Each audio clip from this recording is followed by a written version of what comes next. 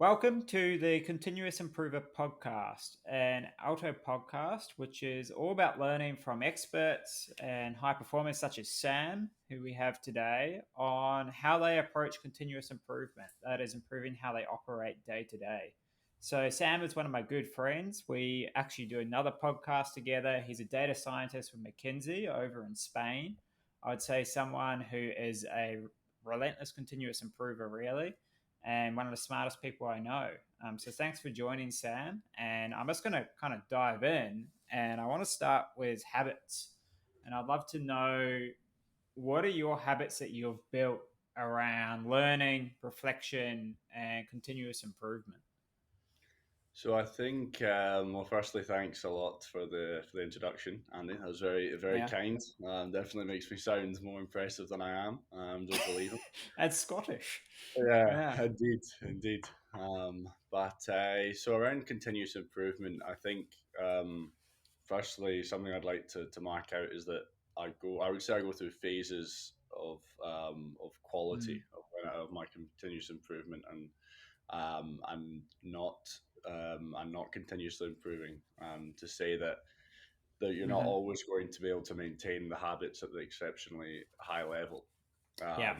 But the habits that I've found in the past, and currently when I can achieve them to continuously improve is really making the time, is blocking off that time, to be Yeah. able to, and making sure that's highly protected. And ways I tend to do that is actually by physically blocking it on a calendar. For Yeah. example, physically scheduling.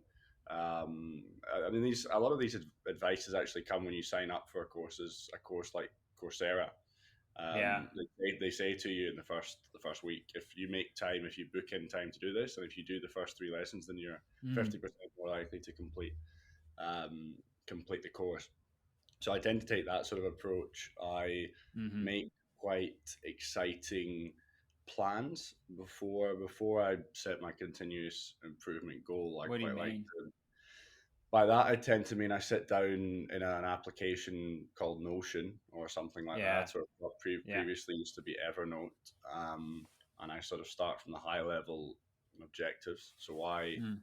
why am I doing this? I really try and motivate the improvement. You know, what I mean, really Yeah. sort of make myself think, okay, why am I chasing this improvement? And Yeah. then often that process in itself can stop you even following through Mm. on what you're choosing to do, because you realize, actually, this is irrelevant for me. I'm doing this for the wrong reasons, or I'm not. This is Yeah. not important enough, for me to consume the amount of time that it will. So once you've kind of gone through the process and you've decided, okay, this is something that's really important to me, Mm. let's take let's take the process of running a marathon, for example, where you just sit down and you think, okay, so I've got to look at, different races, or you book a race. Let's Yeah. say 12 weeks in advance. You put some money down, which actually could be Mm. commitment device. And that's another technique that I found quite helpful for Yeah. myself. Like, if I put something on the line, especially not necessarily the financial aspect, more the act of Yeah. signing up, you're much less, from a behavioral psychology point of view. It does keep you more likely to get through those tough days, Can you because give an example of what is one you've actually used recently? And I know you like behavioral science a bit, so do you even think about the a positive reward? You know, like I gain X if I do Y, uh, versus almost the loss, the adverse, where it goes, I'm not allowed X, or I have to give away Y. yes, I probably try to keep it more positive in some Yeah. respect, or maybe both. It's more, maybe, let's say, internally tracked. But for Mm. example, um, it would be getting a takeout pizza or something would be a reward Hmm. for Hmm. 1 week of consistent, healthy cooking. Yeah. But sort of, okay, the right behavior, if you can fulfill the right behavior 80% of the time, then you can sort of splash out on that 20%. Yeah. Um, and kind of building an inbuilt reward chart for yourself, that you keep track of. Uh-huh. But I've used all sorts of different applications over my time. I mean, there's an app called Beeminder, which you Oh yeah. actually connect your bank account to, and then if you fail a certain number of times in a row, you get automatically charged, and the money just goes to that company. And you Yeah. can set these up. You can set these up with you could, for example, set up to be donating to Trump when you fail to go um, winning. But what I find most motivating for me, and perhaps Mm, this is just mm. my education and background, but I like tracking. So I really like seeing the Right. data. So I Yep. really Okay. enjoy what keeps me stuck on habits. Usually Mm. is habit trackers. So building my own Excel, building like a little checkbox system, building some nice visual Yeah. representation. Wow, okay, look, I've got 5, 6, 7 greens in a row. I don't want to ruin my streak. It's sort of that um, Yeah. streak taking advantage of that behavioral psychology aspect that humans don't like to break streaks. Yeah. Um, so there are a So few. is that um is that actually setting up, because I guess you've got things which are quite measurable. Say running, you want to run a Yeah, marathon is your goal. And you can actually see, I suppose, quantifiably, I'm running X kilometers and then I'm increasing, yeah. quite easy to measure. How do you approach, say, a learning? Say you learn Spanish, you're now fluent in Mhm. Spanish, you immersed yourself in Spain partly to learn Spanish. How did you maintain a habit of practicing it and trying to get fluent at it where it's not so measurable that you're necessarily getting better? Yeah, yeah. I found this was definitely a challenge because, as you said, it's not like I had the facilities or the let's say the money or the option to assess myself once a week. Yeah. I wasn't doing a reading, listening, writing test once a week. Yeah. Um, but what my so and I realized that wasn't really feasible. Although at one point in my education, I was seeing a teacher, and I would sort of Mm. ask for him to test me, and I would ask to do speaking tests every so Yeah. often, so that I would ask him for his feedback and say, okay, Yeah. what's the how's that compared to the past, just for my own knowledge. But that wasn't too common. I mean, mostly I really focused on inputs rather than outputs.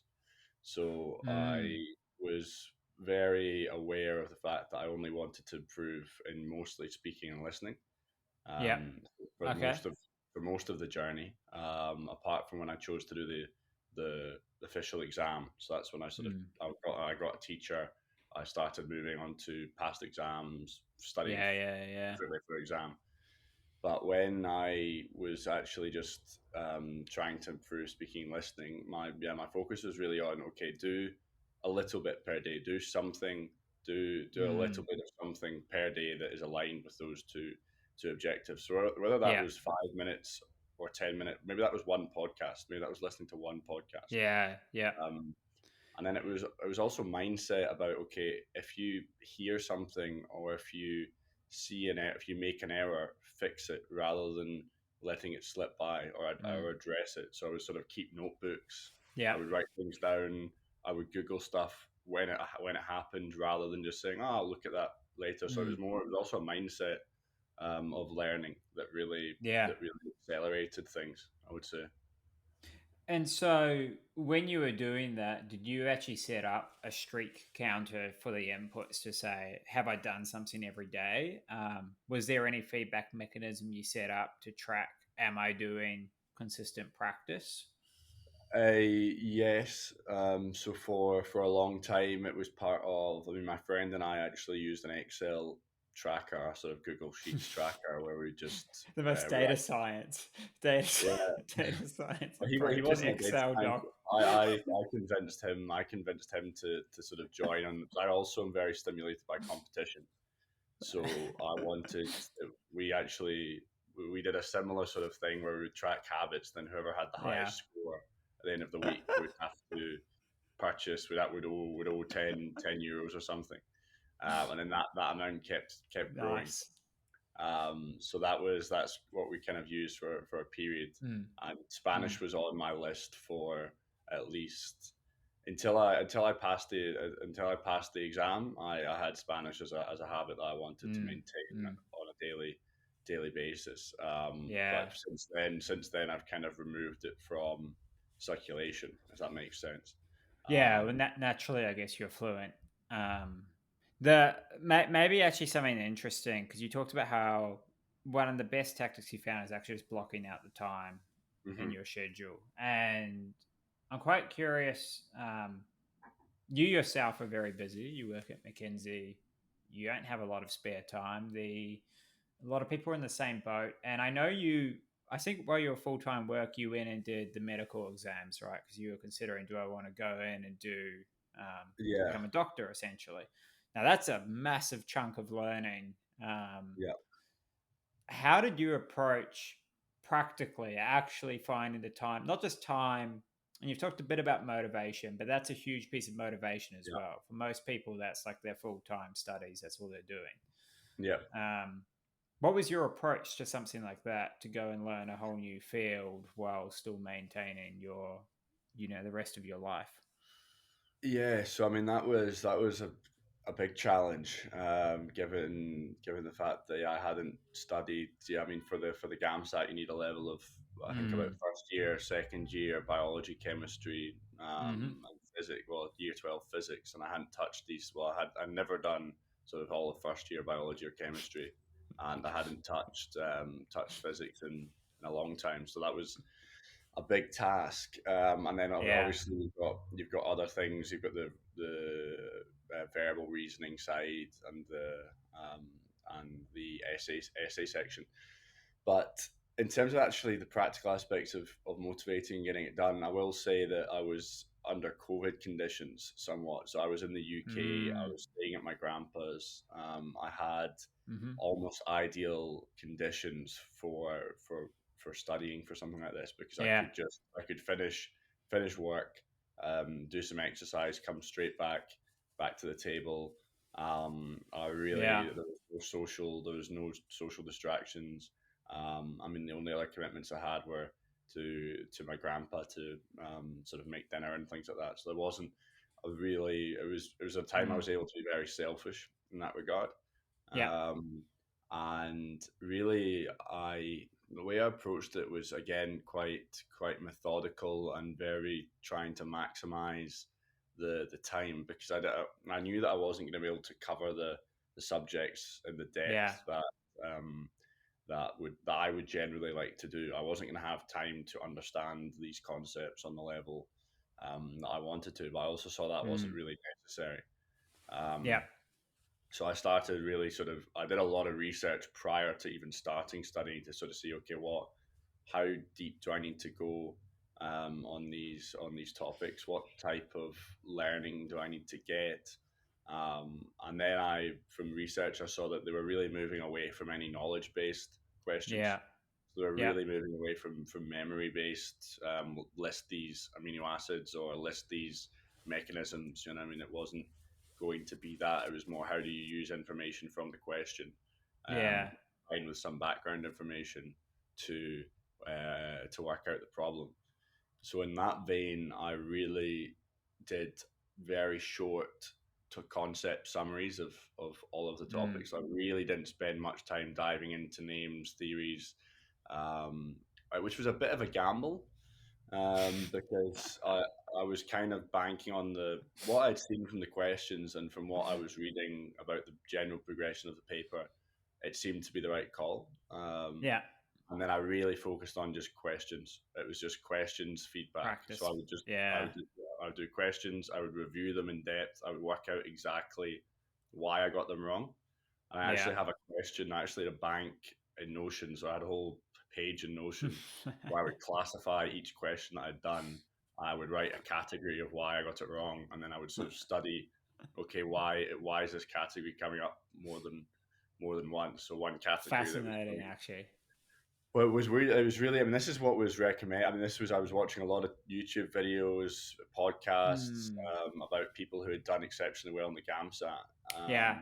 and that was one of the themes that came out. It was sort of you need to be training understanding why you're getting the questions wrong, and then correcting it, rather than just mindlessly doing questions. And I think that was almost my key. I don't think I did many papers or many questions relative to many other people, but I really Mm. extracted maximum value from every question, if that makes It's sense. it's quite. I mean, it's interesting because it's almost trying to dissect how to think and making sure your approach is correct versus Yeah, just rote learning. And the other thing that's interested me in this is you obviously take a very strategic approach where you get clear about what does success look like and what do I need, almost the requirements to succeed. And you even talk about the marathon more. Okay, you need to think about exactly what date, what event, these yeah, sorts of things seems to just be logically how you approach it, where you go, here's the goal. What's the yeah, easiest path then to get there? Um, Learn as much and make sure I really understand what that goal means, which I think is quite rare. And only then it's okay, do I commit myself to this now that I have a yeah. better concept of here's the requirements for success? Um, did you? I'm wary of time because we're trying to keep these a bit shorter, but like you and me always do. We seem to go for a while. Um, Yeah, we can have but a one. I have a couple more questions. One is just on that um, GAMSAT piece. Did you actually find how you were thinking? One was changing, but two, you were just growing awareness of how you systematically approach things that might have been incorrect and actually changing that. Yeah, 100%. I mean, it was a really. I'm actually really thankful I did it, even though, Yeah.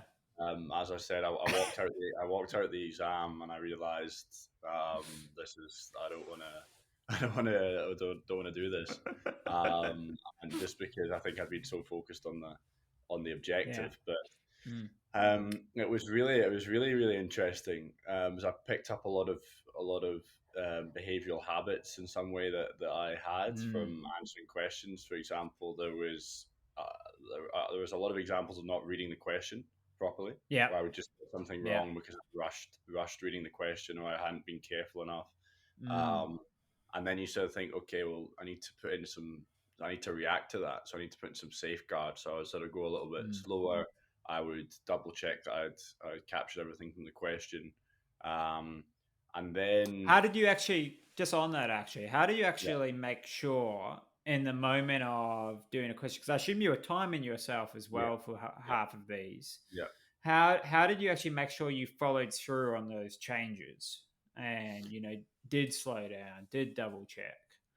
I mean, basically continuous feedback and improvement, to come back to the name of the Yeah, podcast. But yeah. it was literally I would do 20 questions. I would work out how much time I should have. I would actually minus Mm, about 10%. So mm, I got myself used to working under slightly reduced conditions, yeah. because Okay. I wanted the exam itself to feel comfortable, if that makes sense. I like that. Yeah. I wanted to get comfortable at a higher speed level, Mm, such that when the real day came, I would be fine. yeah. So I would go through that, and then then even by replicating those time situations where you put the clock, Yeah. it gets your body used to the cortisol levels. You know, what I mean, you start getting used to being in a Yeah. stressed exam environment, Yeah. um, and that simulation time after time. And I mean, I did Yeah. also like sort of maybe 5 or 6 full practice exams, and it's Mm, difficult to sit and mm, do practice exams timed in your house, without somehow coming back wanting to check an answer, wanting to stop, and or mm-hmm, feeling, mm-hmm, if you don't mm-hmm. feel it's going well, sort of feeling, oh shit, I want to stop this. I don't want this to count somehow. But you've just got to. I Suck mean, it I up just and do pushed it. through. Yeah, you got to push through it, because it's a data point in the end, and it's a. I mean, the ones you do badly and are arguably the ones that are most useful for. Yeah, I love that. It's for there's a neuroscience term, what wires together fires together, and a story they use, or a story I've heard about building courage was during the civil rights movement, where people would practice sit-ins, so Hmm. when they would go in and purposely sit in at like a white bar and they'd be yelled at and all that stuff, but they Yeah, would set up a practice one without practice being abused because they were yeah, practicing being courageous in the face of abusement. yeah. And it's actually really good neuroscience without them at the time No, no. understanding the neuroscience. And Yeah, you're kind of doing a similar thing by emulating the exact environment. All you're doing is normalizing it. So yeah, when it does come to the real thing, you can do it. yeah, So yeah. that's quite fascinating. I mean, The all these ideas come really. I mean, they're all replicated in elite sport. They're all replicated in Yeah. elite any elite field. If you look at how they prepare, chess players, athletes, but let's say I don't know, academic people at the absolute top of the field. These are similar approaches to what elite performers will use because it's Mm, proven by neuroscience and by yeah. years of study. So It's fascinating. It's fascinating that's your approach. And I think this is part of my point of you being a continuous improver because you're talking about all these different diverse fields and what happens. But maybe just to round it off, I know you've used and experimented with a lot of tools from like accountability buddies mm. to journaling to meditation. What is there a tool you found most valuable that you love most, you use most to try and identify, how can I be improving or acting on improvements that you recommend and why? Yeah, I mean, for me, it would have to be Notion. And I think Okay. Notion has been the one tool that sort of stuck with me for the Mm, long term. And just for the listeners, Notion, if you haven't used Notion, it's a very versatile note taking software that just allows a lot of there's a lot of included templates. You can build your own templates. It's mm, very, very versatile.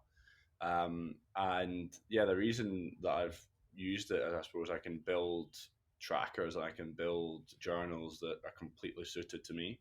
If that makes yeah. sense. I can build them completely customized and then make them. There's also a beautiful aspect to Notion. It's very visual. It's good Uh-huh. looking. It makes you want to. Wow, after you've sort of written up a plan, it makes you want to execute it. If that makes sense. Uh-huh. So you get all Uh-huh. the check boxes in order. You get all the bullet points. You get the tables. You get the links, and it almost entices you to go and execute. So What I a think plug. Notion would be. Sorry. I said, what a plug. It's not what I was expecting. Yeah. Yeah, It's not any we're not like, sponsored. We're not yeah, not a sponsored. normal self-reflection tool. I Uh, mean, I use Notion, so yeah, I'm all hands. Although I haven't gone to that kind of full functionality like you clearly have. I still don't feel like I have. I mean, it is really amazing what you can do because a lot of Yeah. database linkages and you can really get it. There was a what I don't know if you've heard of Tiago Forte, No. second brain. This sort of idea of using Notion as a second brain and that replicates. It's a sort of knowledge center. Let's say. I never really went that far because that requires a lot of time. But I yeah, I would say I Notion is the tool that sustains. oh, that's good. I do. If you have any templates, share them with me, and I can share them in the Yeah, link. I do yeah, remember you sending me like a time management breakdown on Notion, which was every minute of the day. It was like from someone else. yeah. There's this guy on YouTube who's crazy in terms of unbelievable efficiency and tracking. Yeah. There's got to be. I It's got would to be say with joyless. Right. Well, exactly. That's the thing. I think you have to put things in perspective as well. Where Yeah, when it comes to let's say running or GAMSAT, yeah, there's diminishing returns. To you know what I mean. You get yeah, a lot of the returns from following these behaviors to a good level. You don't need to be you don't need to be going to bed at 9:01 every night, waking yeah. up at 5 a.m. Making sure you only drink lemon water with extra. I mean, there's diminishing Yeah, returns to these behaviors. So I think yeah, over obsessing on yeah, metrics and things is not good either. But yeah. yeah, I think it's silly not to be tracking some metrics. Nice stuff. Well, thank you so much, Sam. We're going a little over No time, but worries. that's the usual. But thanks for Indeed. joining, and we'll see you next time. Yeah, been a pleasure. Thanks, Andy.